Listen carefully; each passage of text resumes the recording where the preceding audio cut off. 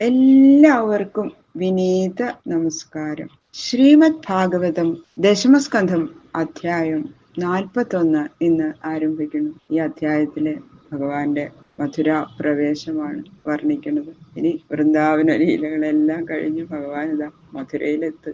അക്രൂരന്റെ സ്തുതിയൊക്കെ കഴിഞ്ഞ് പിന്നെ നോക്കിയപ്പോ ഭഗവാനെ അവിടെ കാണാനില്ല. ഭഗവാൻ മറഞ്ഞു, അപ്രത്യക്ഷനായി. അങ്ങനെ വെള്ളത്തിൽ നിന്നും പൊങ്ങിയിട്ട് അക്രൂരൻ സന്ധ്യാവന്തനം പൂർത്തിയാക്കി. അത്ഭുതം, ആ രോമാഞ്ചമൊന്നും വിട്ടുമാറിയിട്ടില്ല അക്രൂരൻ. എന്നാലും സന്ധ്യാവന്തനം പൂർത്തിയാക്കി തേരിൽ കയറി അങ്ങനെ രാമകൃഷ്ണന്മാരോടുകൂടി മധുരയിലെത്തി. നന്ദാദി ഗോപന്മാരൊക്കെ മുമ്പേ തന്നെ മധുരയിലെത്തിയിട്ടുണ്ടായിരുന്നു. അങ്ങനെ ഈ വസുദേവപുത്രന്മാരായ രാമകൃഷ്ണന്മാരെ ആ വഴിയില് ഗ്രാമത്തിലുള്ള ജനങ്ങളൊക്കെ ഇങ്ങനെ അവര് കണ്ടിട്ട് നിർനിമേഷരായിട്ട് ഇങ്ങനെ നോക്കി നിൽക്കുക. എന്തൊരു സൗന്ദര്യം! ഈശ്വരനാണെന്നൊന്നും അറിയില്ലെങ്കിൽ അവർക്ക് ഇങ്ങനെ നോക്കി ഇങ്ങനെ നിൽക്കാൻ തോന്നാണ് പോകുന്ന വഴിയിലൊക്കെ. അവിടെ എത്തി ഒരു വൃക്ഷത്തിന്റെ തണലില് അക്രൂരൻ തേര് നിർത്തി മധുരാ നഗരത്തിലെത്തിയപ്പോ. എന്നിട്ട് രാമകൃഷ്ണന്മാരോട് പറഞ്ഞു, എന്റെ ഭവനത്തിലേക്ക് വരണം രണ്ടുപേരും പറഞ്ഞ് ക്ഷണിച്ചു. അപ്പോ ഭഗവാൻ പറഞ്ഞു, കംസവധം കഴിഞ്ഞ ശേഷം വരാം.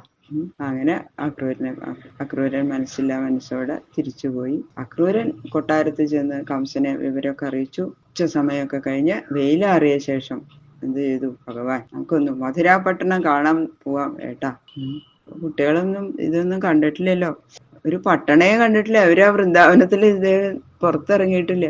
അങ്ങനെ കുട്ടികളോടും കൂടിയിട്ട് ഗോപകുമാരന്മാരോടും കൂടിയിട്ട് രാമകൃഷ്ണന്മാര് അങ്ങനെ ആ കോട്ടയ്ക്കകത്തൊക്കെ അങ്ങോട്ട് പ്രവേശിച്ചു. പട്ടിക്കം പോലെ മിന്നുന്ന ഗോപുരങ്ങളാലും പിച്ചളത്തകിടുകളാൽ പൊതിഞ്ഞ മതിലുകളാലും പുഷ്പലതാദികൾ നിറഞ്ഞ ഉദ്യാനങ്ങളാലും ശോഭിക്കുന്ന മധുരാപട്ടണം അത്യത്ഭുതം തന്നെ. അവിടെ അവര് ആ സാധാരണ ചെറിയ ചെറിയ വീടുകളാണ് വ്രജത്തില്. അതില് അങ്ങനെ വെറും തികച്ചും ഗ്രാമീണമായിട്ടുള്ള അന്തരീക്ഷത്തിലല്ലേ അവര് ജീവിച്ചിരിക്കുന്നത്. കണ്ണഞ്ചിപ്പിക്കുന്ന കെട്ടിടങ്ങള്, ദേവന്മാരെ പോലെയുള്ള ജനങ്ങള്, വലിയ വലിയ കിണറുകള്, കുളങ്ങള്, തടാകങ്ങള്, അങ്ങനെ തോരണങ്ങളാൽ അലങ്കരിച്ച വഴികള്, ഇതൊക്കെ കണ്ട് മനോഹരമായ മധുരാപട്ടണത്തെ അങ്ങനെ ഭഗവാൻ നോക്കിക്കണ്ടു. ഗംഭീരാണ് അല്ലേ ഏട്ടാ എന്ന് പറഞ്ഞിട്ട് അങ്ങനെ രാജവീതിയിൽ കൂടി സഞ്ചരിക്കുന്ന വസുദേവപുത്രന്മാരെ ആബാലവൃദ്ധം ജനങ്ങളും നിർനിമേഷരായിട്ട് ഇങ്ങനെ നോക്കി നിൽക്കുക.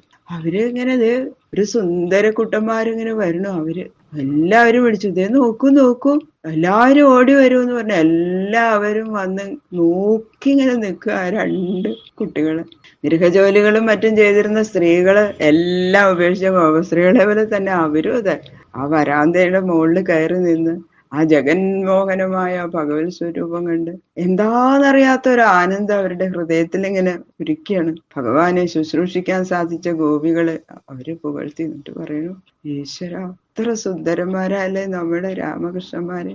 ആ ഗോപസ്ത്രീകളൊക്കെ എത്ര ഭാഗ്യമുണ്ട്. അവര് ഈ ഭഗവാന്റെ കൂടെയല്ലേ ഇത്രയും നാളും കഴിഞ്ഞിരുന്ന. എന്തൊരു ഭാഗ്യവതികളാ അവര്. അങ്ങനെ ഉത്സവയാത്രയിൽ എന്ന പോലെ ഭഗവാനെ കണ്ട് മതിവരാതെ ഭക്തി, ശ്രദ്ധ, ബഹുമാനങ്ങളോടുകൂടി ജനങ്ങള് പിന്നാലെ കൂടി വേഗം എല്ലാവരും വീട്ടിൽ നിന്ന് അങ്ങോട്ട് ഇറങ്ങിയിട്ട് ഭഗവാന്റെ പിന്നില് വരൂ. അവർക്ക് ഭഗവാനെ വിട്ട് അങ്ങോട്ട് പോവാൻ തോന്നില്ല. ഭഗവാൻ ഇങ്ങനെ ചിരിച്ചുകൊണ്ട് നടക്കുക.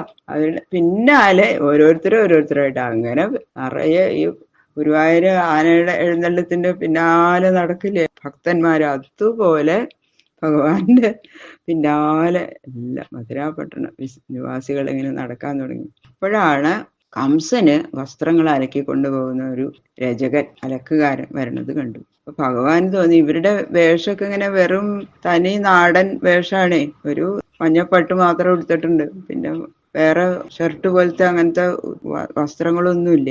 പട്ടണത്തിലെല്ലാവരും നല്ല നല്ല വേഷങ്ങളായിട്ടിരിക്കണത്. ഭഗവാൻ അവനോട് ചോദിച്ചു, കുറച്ച് വസ്ത്രം തരുമോ ഞങ്ങൾക്ക്, എനിക്കും എന്റെ ഈ കൂട്ടുകാർക്കും. അത് ശരി, കാഠിന്യമായിട്ട് അങ്ങോട്ട് ആക്ഷേപിക്കുകയാണ് ചെയ്തത്. എടയത്തുനിന്ന് വരണ ഈ നിങ്ങൾക്ക് രാജാവിന്റെ വസ്ത്രം വേണമല്ലേ? അല്ല, കൊള്ളാലോ മോഹം. അത് ശരി, അതൊന്നും തരുമെന്ന് പറ്റൊന്നുമില്ല. അങ്ങനെ ഇതായിട്ട് അങ്ങോട്ട് പറഞ്ഞു. ദേഷ്യം വന്നു. ഭഗവാൻ അഹങ്കാരിയായ രാജഭൃത്യൻ ഭഗവാനെ അങ്ങനെ ആക്ഷേപിച്ചപ്പോ ചെടിയിൽ നിന്ന് പൂ നുള്ളി എടുക്കണത് പോലെ ഭഗവാൻ തന്റെ ആ കൈ കൊണ്ട് അവന്റെ തല പറിച്ചെടുത്ത് അങ്ങനെ അവനെ നിഗ്രഹിച്ചു. എല്ലാവരും നോക്കി നിൽക്കുമ്പോഴല്ലേ അവരെല്ലാവരും ഇങ്ങനെ അത്ഭുതപ്പെട്ട് നിൽക്കുക. എല്ലാവർക്കും സന്തോഷമായി. എന്താ വെച്ചാൽ ഇത്ര ദുഷ്ടനാണ് ആ കംസനും, ആ കംസന്റെ ഭൃത്യനൊന്നും അവർക്കൊക്കെ അറിയാം. അങ്ങനെ ശ്രീകൃഷ്ണ ഭഗവാനും ബലരാമനും കൂട്ടുകാരായ ഗോപന്മാരും വസ്ത്രങ്ങളൊക്കെ വേണ്ടത് എടുത്തു നോക്കുമ്പോ ഒക്കെ വലുതാ. അപ്പോഴേക്കും ഒരു തുന്നക്കാരൻ അവിടെ ഇത് കണ്ടുകൊണ്ട് നിൽക്കണ്ടായിരുന്നു. വേഗം നല്ല പാകത്തിനൊക്കെ തുന്നിക്കൊടുത്തു. ബാക്കിയുള്ളതൊക്കെ അവിടെ തന്നെ ഇട്ട് ആ ഗോപന്മാരോട് കൂടിയിട്ട് എല്ലാവർക്കും നല്ല ഭംഗിയുള്ള വസ്ത്രം. ഭഗവാന് നല്ല പീതാംബരം, ബലരാമേട്ടന് നല്ല നീലാംബരം, കുട്ടികൾക്കും അതെ നല്ല നല്ല പട്ടു വസ്ത്രങ്ങൾ. അവർ ആദ്യമായിട്ട് അങ്ങനത്തെ വസ്ത്രങ്ങളെല്ലാം ധരിക്കണതൊക്കെ സന്തോഷായി.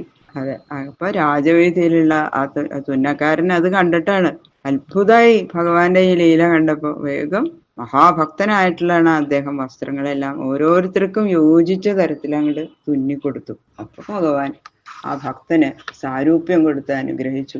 പിന്നീട് ആ രാജവീതിയുടെ വക്കത്ത് പൂമാല വിൽക്കുന്ന ഒരു കച്ചവടക്കാരന്റെ ഭവനത്തിൽ ചെന്നു. ആ മാലാക്കാരൻ അങ്ങനെ കുറേ കാലമായിട്ട് നല്ല നല്ല മാല ഉണ്ടാക്കുന്ന ആളാണ്. ഭഗവാനെ പറ്റി കേട്ടിട്ട് എന്തെങ്കിലും ഭഗവാൻ ഇവിടെ വരുമ്പോ കൊടുക്കാൻ വേണ്ടിയിട്ട് നല്ലൊരു മാല എല്ലാ ദിവസവും ഉണ്ടാക്കത്ര. അത് അങ്ങനെ എടുത്തു വെക്കും. അപ്പൊ ഇന്നും അതേപോലെ നല്ല മാല എടുത്തു വെച്ചിട്ടുണ്ടായിരുന്നു. ഭഗവാൻ ഇത് അറിയില്ലേ ഓരോരുത്തരുടെയും ആരൊക്കെയാണ് ഭക്തിപൂർവ്വം എന്നെ സേവിക്കുന്നത്. ഭഗവാൻ മാലാകാരന്റെ വീട്ടിലേക്ക് അങ്ങോട്ട് കയറി ചെല്ലാണ്, ഗൃഹത്തിലേക്ക്. അദ്ദേഹം അങ്ങോട്ട് അത്ഭുതപ്പെട്ടു. ഭക്തോത്തമനായ അദ്ദേഹം ഭക്തിവിവശനായി ഭഗവാനെ നമസ്കരിച്ച് സ്തുതിച്ച് മാല അങ്ങോട്ട് ഭഗവാന്റെ കഴുത്തിലാണ്ട് അണിയിച്ചു. ഭഗവാന് അയാളെ എങ്ങനെ ആയുരാരോഗ്യ സൗഖ്യങ്ങളും ഭഗവത് ഭക്തിയും ആ ഭക്തന് കൊടുത്താണ് അനുഗ്രഹിച്ചു. പ്രായമായിട്ടുള്ള മനുഷ്യനായിരുന്നു. അദ്ദേഹത്തിന് യുവത്വം കൂടി കൊടുത്തു. പിന്നെ ഇതാ ഭഗവാൻ ജ്യേഷ്ഠനോടുകൂടി ജനങ്ങളാൽ സ്തുതിക്കപ്പെട്ടുകൊണ്ട് രാജവീതിയിൽ കൂടി അങ്ങനെ സഞ്ചരിച്ചു. എല്ലാവരും ഇങ്ങനെ കണ്ടുകൊണ്ട് നിൽക്കല്ലേ. അപ്പൊ അത് ഈശ്വരനാണ്. ആ ഈശ്വരത്വം ശരിക്കും എല്ലാവരുടെ മുമ്പിൽ അങ്ങോട്ട് പ്രകടിപ്പിച്ചു കൊടുത്തു. അപ്പൊ ഇനി കംസവധം നടക്കുന്നുള്ളത് അവർക്കൊക്കെ മനസ്സിലായി. എല്ലാവരും കാണുക തന്നെ ചെയ്യണം വേണമെന്ന് വിചാരിച്ചിട്ട് തന്നെ ഭഗവാൻ മഹത്വം കാണിച്ചു കൊടുത്തു. അങ്ങനെ പിന്നെ മധുരായിലെ ലീലകള് ആരംഭിക്കുകയായി. പിന്നെതാ അഥ ശ്രീമൽ ഭാഗവത ദശമസ്കന്ധ ഏകചത്വാരിംശോധ്യായ ശുക്ലാംബരധരം വിഷ്ണു ശശിവർണം ചതുർഭുജം പ്രസന്നവദനം ധ്യായേത് സർവവിഘ്നോപശാന്തയേ ഗുരവേ സർവലോകാനാം ഋഷജേ ഭവരോഗിണാം നിധയേ സർവവിദ്യാനാം ദക്ഷിണാമൂർത്തയേ നമഃ. നാരായണം നമസ്കൃത്യ നരം ചൈവ നരോത്തമം ദേവീം സരസ്വതീം വ്യാസം തതോ ജയമുദീരയേൽ. മൂകം കരോതി വാചാലം പങ്കും ലംഘയതേ ഗിരിം യൽകൃപാതമഹം വന്ദേ പരമാനന്ദമാധവം. പീതാംബരം കരവിരാജിത ശംഖചക്രകൗമോദഗീ സരസിജം കരുണാസമുദ്രം രാധാസഹായം അതിസുന്ദരമന്ദഹാസം പാതാലയേശമനിശം ഹൃദി ഭാവയാമി. ശ്രീ ഗുരുവായൂരപ്പാ ശരണം. കഥാമയം ഭാഗവതാഭിധാനാം ഹരേ തനും തേ ചരിതേ ത്വദീയേ യഥാമതി ത്വൽപരിതോഷകാമസ്തൗമി പ്രസീദാച്യുതാ മാരുതേശ. ഗംഗണപതയേ നമഃ. സംസരസ്വത്യൈ നമഃ. ഗുരുഭ്യോ നമഃ. ഓം നമോ ഭഗവതേ വാസുദേവായ. ശ്രീശുക ഉവാച സ്തുവതസ്തസ്യ ഭഗവാൻ ദർശയിത്വാ ജലേ വപു ഭൂയഃ സമാഹരൽ കൃഷ്ണോ നടോ നാട്യമിവാത്മനാ. സകല ഐശ്വര്യപരിപൂർണനായിരിക്കുന്ന ഭഗവാൻ അക്രൂരന് അങ്ങനെ തന്റെ ആ ചതുർഭുജ രൂപമായ രൂപം കാട്ടിക്കൊടുത്തു. അതിനുശേഷം എന്താ, നടന്മാരെ ഇഷ്ടമുള്ള ഓരോ രൂപം സ്വീകരിച്ച് അതത് രൂപങ്ങൾക്ക് അനുസരിച്ച് ഇങ്ങനെ കളിച്ചു കഴിഞ്ഞാൽ ഏതു വിധം ആ രൂപം മാറ്റുന്നുവോ അപ്രകാരം തന്നെ നടൻ വേഷം മാറുന്ന പോലെ തന്നെ ഭഗവാൻ വേഷം മാറ്റി ഭഗവാൻ അന്തർധാനം ചെയ്തു. സോപി ചാന്തർഹിതം വീക്ഷ്യ ജലാദുന്മജ്ജ സത്വര കൃത്വാ ചാവശ്യകം സർവം വിസ്മിതോ രഥമാഗമത്. അക്രൂരനും ആ ജലത്തിൽ കണ്ട രൂപം അറിഞ്ഞതായിട്ട് അറിഞ്ഞിട്ട് വളരെ വ്യക്തപ്പെട്ടുകൊണ്ട് വെള്ളത്തിൽ നിന്ന് പൊങ്ങി ആ മധ്യാഹ്ന കർമ്മമൊക്കെ വേണ്ട പോലെ ചെയ്തു. അപ്പൊ എന്നെയോ ആശ്ചര്യം അങ്ങോട്ട് വിട്ടുമാറണില്ല.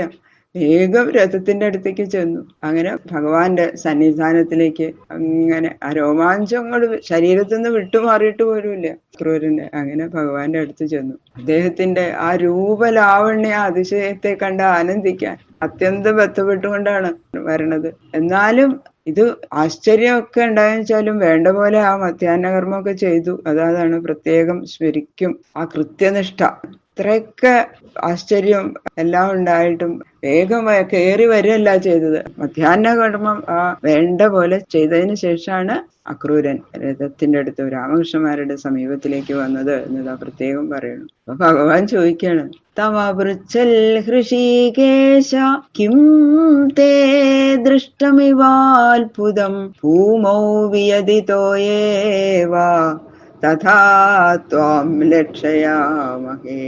എന്താ അത്? വല്ല ആശ്ചര്യം കണ്ടോ അക്രൂര? എന്താ ഇങ്ങനെ എന്തോ ഒരു ഭൂമിയിലോ ജലത്തിലോ മറ്റേ എന്തോ ഒരു ആശ്ചര്യം കണ്ട മാതിരി.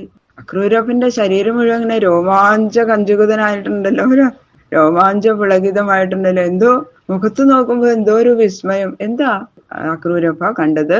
ഒന്നും അറിയാത്ത മാതിരി ചോദിക്കുക. നാരായണീയത്തില് മേൽപ്പത്തൂരിന്റെ എത്ര മനോഹരമായ ശ്ലോക. കിമുശീതളിമാ മഹാഞ്ജലേയത് പുളകോസാവിധി ചോദിതേന തേന അതിഹർഷ നിരുത്തരേണ സാർത്ഥം രഥവാസീ പവനേശ പാഹി മാം ത്വം. അങ്ങനെയാണ് പറയുന്നത്. എന്താ അക്രൂരപ്പ ആകെ ഇങ്ങനെ കോരിത്തരിച്ചിട്ടുണ്ടല്ലോ. വെള്ളത്തിന് തണുപ്പ്, നല്ല തണുപ്പുണ്ടോ? അതുകൊണ്ടാണോ ഇങ്ങനെ തണുപ്പുകൊണ്ടാണോ കോരിത്തരിച്ചതെന്നാ ചോദിക്കുന്നത്. അങ്ങനെയാണ് മേൽപ്പത്തൂരിന്റെ ചോദ്യം. അത്ഭുതം വല്ലതുണ്ടായതെന്നാണ് ഇവിടെ ഭാഗവതത്തിൽ ചോദിക്കുന്നത്. ഇതങ്ങനെയല്ല ചോദിച്ചത്. ഒന്നും പറയാൻ പറ്റണില്ല അക്രൂരന്, അല്ലേ? ഇത് അക്രൂരൻ മറുപടി പറയണു. അക്രൂര ഉവാച അത്ഭുതാനിഹയാ വന്ദി ഭൂമൗ വിയതിവാജലേ ത്വയി വിശ്വാത്മകേ താനി കിം മേ അദൃഷ്ടം വിപശ്യത. ഭൂമിയിലോ ആകാശത്തിലോ ജലത്തിലോ എന്തെല്ലാം ആശ്ചര്യങ്ങളുണ്ടോ അങ്ങനെയുള്ള സകല ആശ്ചര്യങ്ങളെയും വിശ്വസ്വരൂപനായിരിക്കുന്ന അങ്ങയിൽ ഞാൻ കണ്ടു. ഇനി കാണാത്തതായ ഒരു ആശ്ചര്യം എന്താ ഉള്ളത്? എല്ലാം ഞാൻ കണ്ടു. ആശ്ചര്യം എന്ന് പറയണം. യത്രാത്ഭുതാനി സർവാണി ഭൂമൗ വിയതിവാജലേ തം താനുപശ്യതോ ബ്രഹ്മൻ കിമേ ദൃഷ്ടം ഇവാത്ഭുതം. പരബ്രഹ്മസ്വരൂപനായിരിക്കുന്ന അങ്ങയിൽ സമസ്ത അത്ഭുതങ്ങളും സ്ഥിതി ചെയ്യുന്നതായി കണ്ടുകൊണ്ടിരിക്കുന്ന എനിക്ക് ഇനി ഇവിടെ ഭൂമിയിലാവട്ടെ ആകാശത്തിലാവട്ടെ ജലത്തിലാവട്ടെ ഇനി എന്തൊരു അത്ഭുതം എനിക്ക് കാണാനുള്ളത്? യാതൊന്നുമില്ല. എനിക്ക് കാണത്തക്കതായ അത്ഭുത സ്വരൂപം അങ്ങ് തന്നെയാണ്, അങ്ങ് മാത്രമാണ് എന്ന് പറയുന്നു. ഇത്യുക്ത്വാ ചോദയാമാസ സ്യന്തനം ഗാന്ധിനീ സുത മധുരാമനയൽ രാമം കൃഷ്ണം ചെയ്വതിനാത്യേ. അങ്ങനെ അക്രൂരൻ ഇങ്ങനെ പറഞ്ഞിട്ട് തേര് തെളിച്ച് സന്ധ്യാസമയം അടുക്കുന്നതിന് മുമ്പായിട്ട് രാമകൃഷ്ണന്മാരെ മധുരാ പട്ടണത്തിൽ എത്തിച്ചു. ബാക്കിയുള്ള ശ്ലോകങ്ങള് നാളെ നോക്കാം. സർവത്ര ഗോവിന്ദ നാമ സങ്കീർത്തനം ഗോവിന്ദ ഗോവിന്ദ.